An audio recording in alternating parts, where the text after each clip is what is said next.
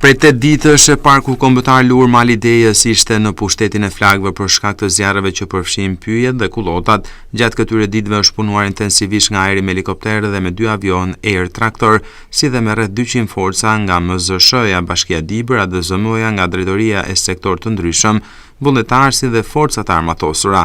Puna ka qenë pa ndërprerje deri në izolimin e plotë të zjarrit pas ditën e djeshme. Aktualisht vatra e zjarrit po mbahet në monitorim sepse ka trungje brenda vatrës që digjen dhe nxjerrin tym, por pa mundësi riaktivizimi.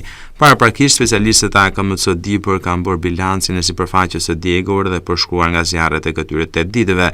Nga analiza për këtë zonë rezulton një sipërfaqe e djegur dhe përshkruar prej rreth 276 hektarësh. Po ashtu është shuar plotësisht edhe vatra e zjarrit në fshatin Brush të njësisë së Rukaj në bashkinë e Matit pas ndërhyrjes së një helikopteri të Agjencisë Kombëtare të Mbrojtjes Civile pas ditën e së martës, teksa në rrugë toksore punuan 10 punonjës të mbrojtjes civile, shërbimit zjarfikës, shërbimit pyjor të bashkisë Mat dhe forcat e armatosura.